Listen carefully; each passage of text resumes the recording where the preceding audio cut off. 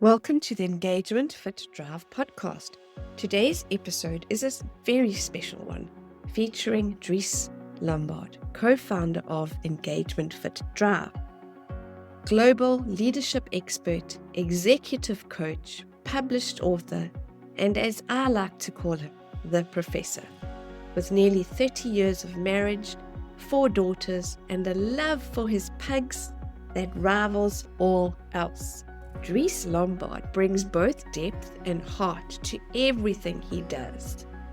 In true pioneer style, spanning a career across countries like Russia, Turkey, Canada, Morocco, New Zealand, just to mention a few, he has dedicated his life to impact, helping leaders grow, think differently, and transform how they show up in the world. In this conversation, he reflects on who he is at his core, the global experiences that shaped him, and the journey that led him to championing drive, impact, and strength-based leadership.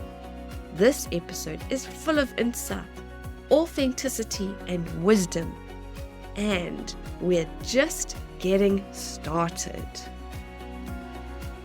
Dries, it is so wonderful to have you join us. I know Andrew and I have been very excited to record this podcast, so welcome, and honestly, thank you for giving up your time. Dries, we've heard a little bit in the introduction on your accomplishments, your travels, and a little about the man behind the scenes. For me, and one of the things that I truly believe is that we are not only all those external things. We don't want to tie our identity to our accomplishments. Anyway, this is what I believe, because what if those things get taken away from us? Then who are we? So I love to always find out who you are at the core. What is it that makes you who you are? Why do you do the things that you do? So Dries, if I had to ask you, who is Dries Lombaard? What would you say? Yeah, true to my contemplator, I must now contemplate this. How did you approach it? Let me use drive language. So I would say, most of my energy and the core of who I am lies within the space of an impact player. And it's always been there, even long before I knew it can be defined and named. For me, impact is everything. Impact is the ultimate.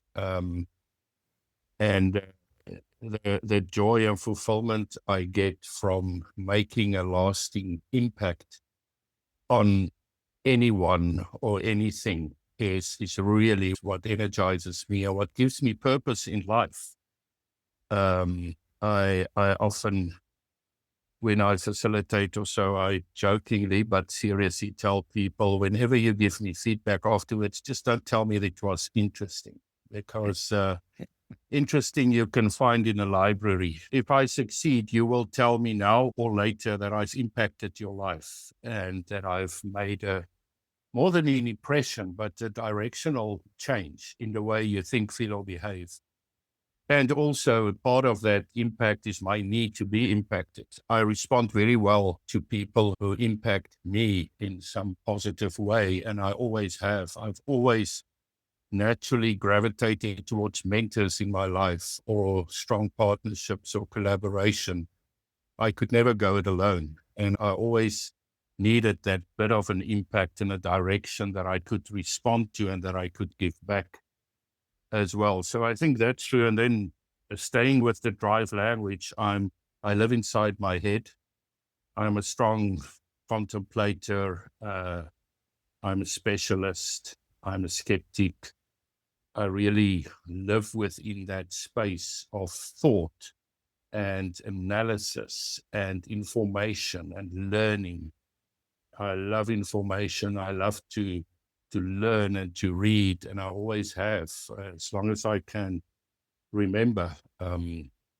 That's been me. And these two aspects, the impact that comes from information and knowledge, and that comes from the world of learning, has always been my source and have always been my purpose, is what can I learn and how can I use it or transform it or adapt it in order to impact my surroundings, the people and places around me. That's the one aspect. The other is that being what we will call an introvert, I also gravitate more towards the confidant space than the networker space. I have very long-term, lifelong friendships and relationships with people. I am fiercely loyal, but I'm also got that nick that when some kind of, let's call it a strong word, but betrayal or so come, then I can just cut it off and move on. So those two stories of loyalty and moving on has also been part of my life. I'm very much a family man. I love my family and hopefully they love me. And then on a lighter note, I'm absolutely bug obsessed. We have 4 bugs and they're the most wonderful breed. And the one thing I always tell people is don't call a bug a dog. Bug is not a dog. You think it is. No, it's not part of the dog race or breed. A bug is an alien, come from Buganalia or somewhere. They don't act like dogs. They don't respond like dogs. I even have my own sideline of a Instagram account for bugs and my bugs that I post pictures and stuff on. And my girls don't like it, but I know. I always tell them when I travel, I miss my bugs first and more than I miss them. And when I phone home, I first say, "Where's the bugs? Show me my babies." Then just maybe, not maybe, definitely most important part of my life that I'm grateful for and proud of is I'm deeply rooted in my faith. I'm a deep believer. I'm a follower of Christ, and I've been my whole life. And I'm totally irreligious, but extremely deeply rooted in my faith and in what that means to me. So in a summary, that's it. Dries, and what I'm hearing and what I love, first of all, you've definitely made an impact in my life, that I can tell you right now. And there are many more people. I can only speak for me, and I'm sure I can speak for Andrew. But what I'm hearing now from you as a man, I just hear this whole roundedness. I love that you've got the Instagram page for your pugs, because you know that impact player, they can really focus on one thing. They can really love you. And I'm interested to ask you, has it always been this in your life? Have you been able to have this roundedness in your whole life, or is there something that's brought you now to you be able to sit there and have this discussion with me about all these things? Very good question. And I think the answer is yes, it's always been there, but it wasn't well managed. It was rooted in more of a confusion and a directionlessness often. I do have a kind of hyper focus when I go things. I'm not a sniper at all, but I'm very strong on first responder, which means I respond fast to many things. And also as an integrator, I have a holistic worldview. I'm interested in many things. I would say, and for a big part of my life, that holistic, what you call roundedness, thank you for that, but it was more a problem. It was more something that I'm not a strong finisher. I'm not a sniper. So I lose hyper-focus and then I lose direction. So I've learned to manage that by using my impact player more to where do I use and keep on doing what you do. But I think mostly what I learned is the best way for me to manage that well is to get the right people around me, the right people that can influence me and keep me within a direction, and keep me focused and bring me back.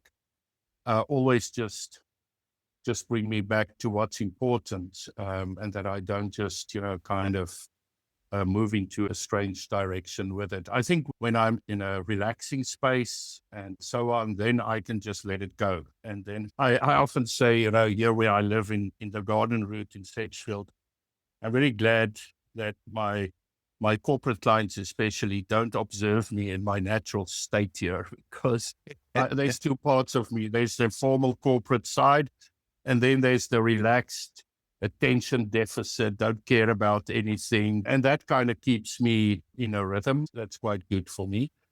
But on your question, I need people around me to keep that multiple facets and roles, to keep the roles. I need my wife she guides me in being the role of a husband, and my kids help me to be a father, and my business partner helped me to be a business partner, and my clients help me to serve them, and I tap into that direction. And that's what I've learned, what works well for me.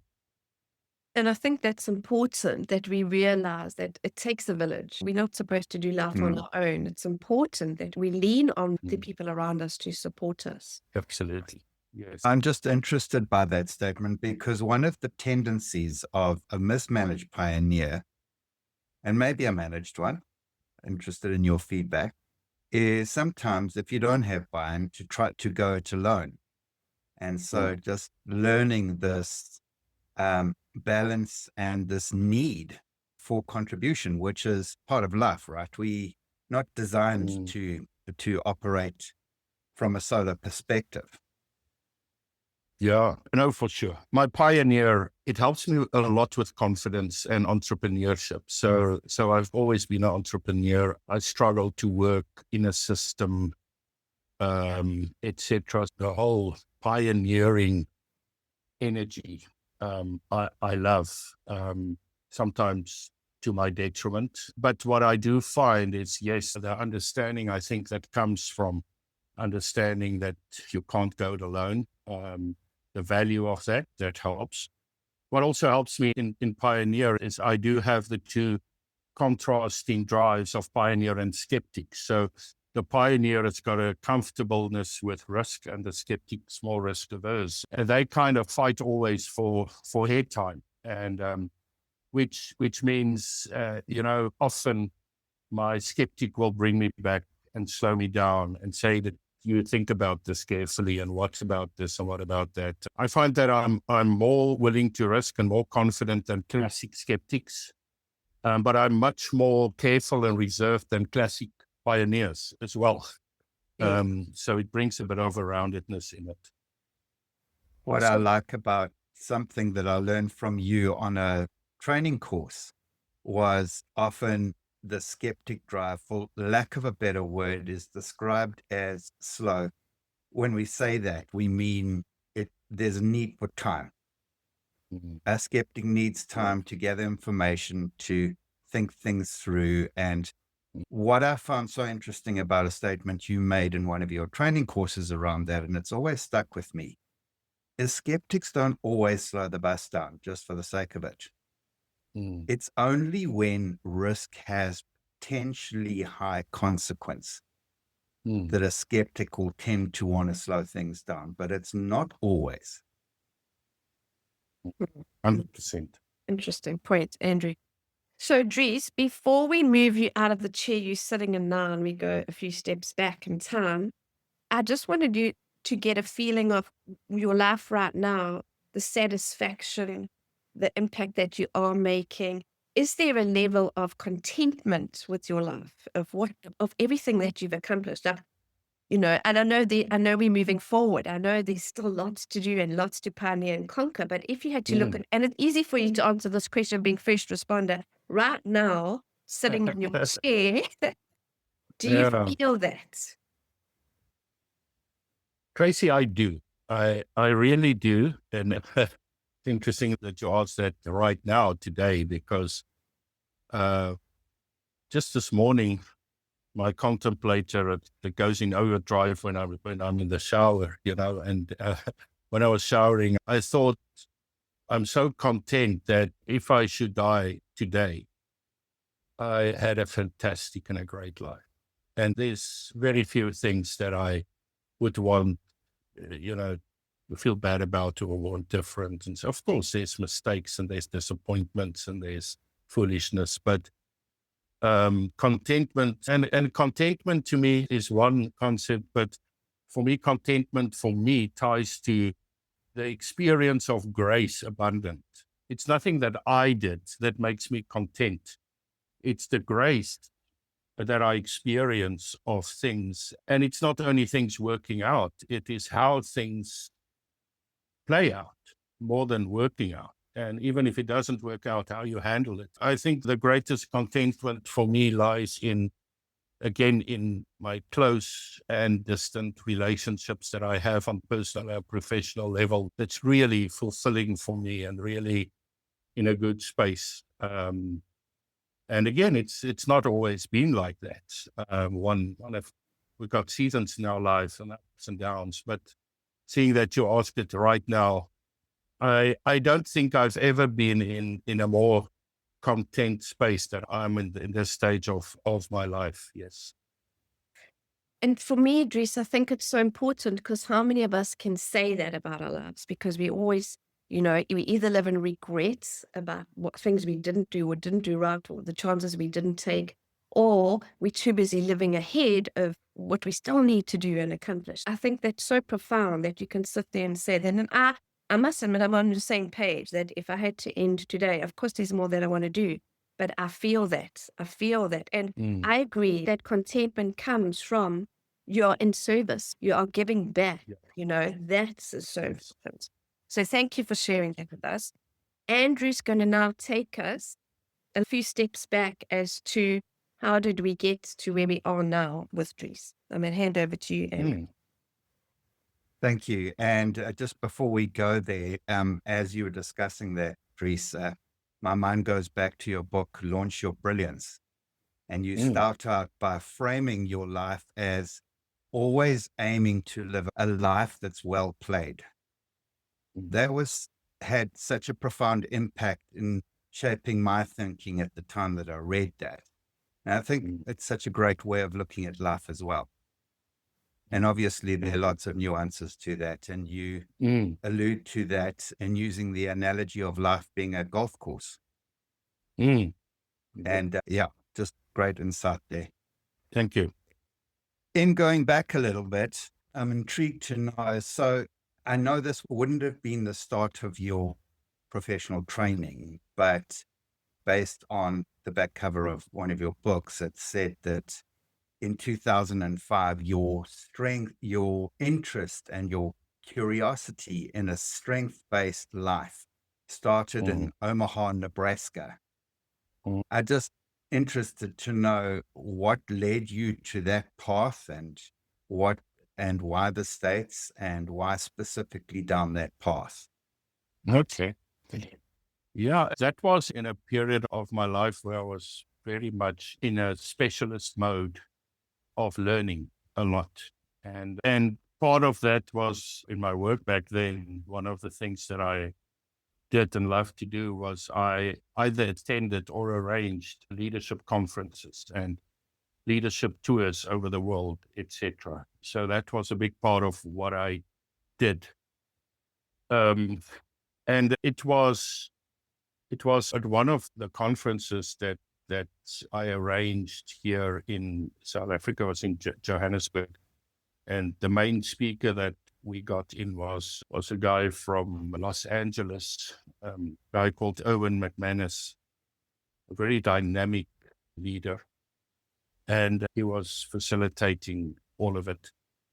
And in that time, two things happened. The one is part of the topics that he handled at that conference was on positive psychology and a strength-based approach. The whole focus on what is right with yourself and others and not what is wrong, and understanding who you are and who you're not, and being in a space of confident vulnerability, confident in your strengths, openly vulnerable in what drains you. And he introduced us at that stage to a tool, which is the very well-known Gallup Clifton Strengths Finder. that he did with us. And it had an immense effect on me immediately, like on so many people, just to experience this perspective, experience the perspective of this is what drives you. That's the opposite. That's the weakening elements. So that really had a real impact on me. And I went to him and I told him, the pioneer in me said, listen, we need this approach in South Africa. And it's the first time I've really learned about it. So what can you help me? And he said, well, yes, he's going to be a speaker at an upcoming conference some months later in New York. And back then, the head of what was called back then the Gallup Faith Practice, a guy called Joe Cavanaugh, he's going to be there and he'll introduce me to Joe. They are friends and he'll introduce me. And that would be maybe a door opener for me to get to know and understand more and do it. So I made a lot of work of getting that to happen and got some sponsors and so on. And then I got to that conference in New York and was introduced to Joe. And me and Joe we just clicked from the very first moment. There was just something on so many levels. He's about probably 15 years or so older than I am. And we became friends basically immediately. And over time, he became a mentor to me. And that's how I ended up going to Omaha, because that's where he was stationed at Gallup University. And he arranged for a scholarship for me to study in this strength-based approach at the Gallup University, which I then did. And then also through collaborating with him and with Gallup, I brought him and the Clifton Strengths approach to South Africa, and we started to train strength coaches. I was actually back then the first non-American to be part of what they called the Gallup Coach Advisory Forum. And it grew rapidly. I knew it will. I knew South Africa needed that with our diversity and our potential. And it just exploded, so much so that within 3 years we started that about 2010. And by 2013, we were the largest coach network that in the Gallup store in the world, the largest active one, and a lot of impact that brought. And I said at the start there was two things. The one was being introduced to that, and the other thing was also through Owen McManus. Is in that same conference, which was years ago, so I was much younger, and I was sitting in the conference, probably about 80 to 100 leaders that attended. And at one stage while he was speaking, he can't even remember the topic, but it must have been something surrounding finding your potential. And he looked straight at me and he pointed at me and he said, young man, you have a lot of potential. And I smiled and everybody looked at it. I felt so proud. And I smiled at him and I said, thank you. And he did not smile. He stared at me and he said, that was not a compliment. And then he turned around and went on. And then there was giggles in the room and I felt myself going red and I thought, what just happened? So in the break, I went to him and as I walked up to him, he said, I was expecting you. And I said, what do you mean? First, I felt like you complimented me and then felt like you dissed me. And he asked me, how old are you? And I was back then probably about 35 or so. And so I told him and he said, exactly. He said, what are you still doing with potential? Why are you wasting your life on potential? Someone like you should be working with people with potential. And you should be reaching your potential now. So having potential is like just sitting on stuff that's been given to you to give out. And that was a defining moment in my life where I just realized what I know now is that I was so overwhelmed and hijacked in a sense by my specialist and my innovator and all of that I was in that frame. And up to then, I know that if we call about a core drive, my core drive was definitely specialist. And then it moved to impact player. Because what he told me is he said, stop specializing and start impacting. And And that's what I started to do. And that's why I changed. And what I did after that was, and also then starting my own consultancy. And so was all to tell myself, stop attending conferences and reading books and all. You can keep on with that, but that should not be in the center. In the center should, what do you do with this vast information and how do you impact people? That changed my life. And with the tool and various other tools also that I came across, it's all within this area of helping people going to a next level. And also then specifically what energized me most often with impact players is leaders, to work with leaders and to take them from being good to being great. Yeah. Wow, that's amazing. And then one of the things that we talk about, and what a moment in time, right? That realization at that stage. But one of the things that we talk about is get clear on what your drives are. And then once you've done that, start adding knowledge, skill, and experience to that, which leads on to my next point is that you are got well over 15,000 hours as an executive coach. You consulted all over the world. As Tracy mentioned earlier, you have consulted in a whole array of different countries, consulted and coached, and brought that impact. To what degree did having that international experience not only influence your learning or add value or enhance the contribution that you make? It expanded my horizons, literally, and conception. Being exposed to various cultures, but also various ways of work and various ways of relational interaction and productivity and so on, experiencing the extreme different cultures, but also of work between places like Africa and Russia and Europe and the US. And that's the one thing that just expanded my learning.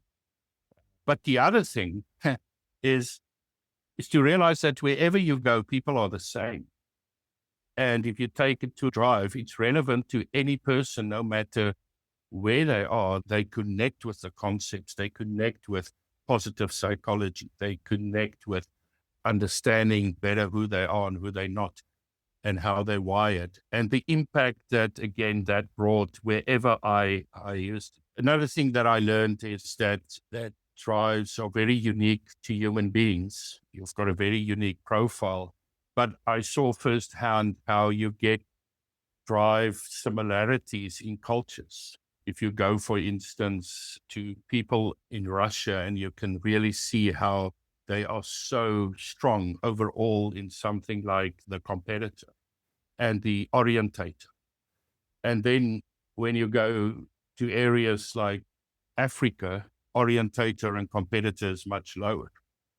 And then if you connect those dots, and I often tell people, how you can understand cultures better within that, if you understand not at all talking about politics or values, but if I look at Russia's involvement in the world currently, good and bad, but if you look at why they would go to war and over what they would go to war, and you understand they have a worldview of orientator that's historically focused, and they believe they need to keep things the way it was and bring it back and slow down the world, and how extremely competitive they are, that, they'll do anything to win, anything, and it will override the general sense of values that people say that's not ethical, and they just go, what do you mean ethical? We're winning.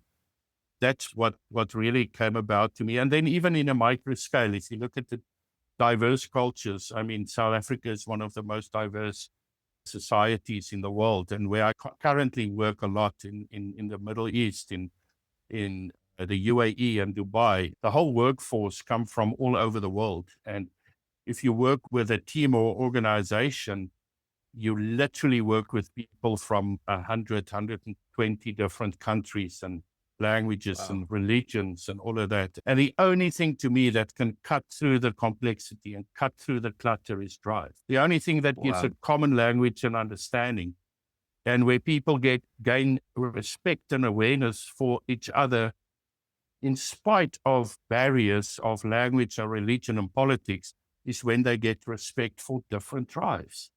And that's why the tool, to me, is so powerful and so impactful all over the world.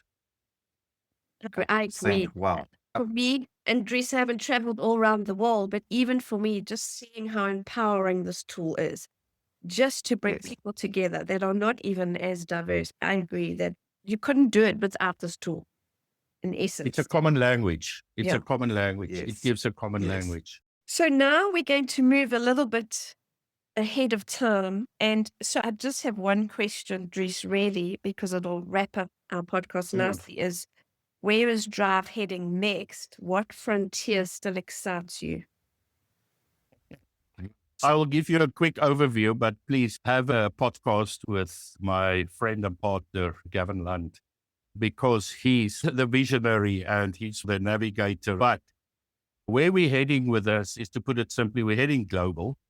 We're going global. We're moving into various different markets, already have a foothold in places where that is. That's the one area in terms of market. We're also going to a complete new level with our online tools and resources, how to resource individuals, companies, coaches, what to make available to them. We decided to start a whole new venture of integrating AI in a responsible way, but in a way that needs to keep up with the world, in a way that will never and can never replace the role of coaches, etc., but to resource in a dynamic way. So that's ahead for us, the whole AI area. And then to also expand associateships, expand our coaching network, expand training people on various levels. And at this stage, as you will know, being part of it, let's call it the EngagementFit family, is so nice. It's very small and very tight and very dynamic. And I hope that will never change. You will always have a core group. And I believe people like the two of you and others will always be part of the core group and the founding members, put it that way. But we need to roll this energy out. We need to get this out there. And it's not about the tool. It's not about the assessment. It's not even about the business. Me and Gavin are of one mind in one thing, and that is, it's about people and to impact people. 100%. It's about helping people. That's our drive, not anything else. I hear infinite. When you speak, Dries, it's infinite of where we can go with this. And we are so proud to be part of it. My visionary is lit up with all those things that you said. So thank you so much for your time. This has been amazing. Yes, and we thank you, have Dries. to do it again because we just touched the surface. Yeah, let's do it again. And thanks for your time and what you do, guys. Thank you. Thank you so much, Dries. Take care. Bye-bye. Thanks for joining us on this exciting journey of self-discovery and fulfillment. We hope you found inspiration, practical takeaways, and maybe a deeper understanding of how drives work in action. If you want to discover your drives, head over to EngagementFit.com and take the drive assessment. If you loved this episode, remember to hit the subscribe button. We'd also love to hear your thoughts, so leave us a review or share this episode with someone who's ready to unlock their drives and thrive. Until next time, keep driving towards a life of meaningful impact.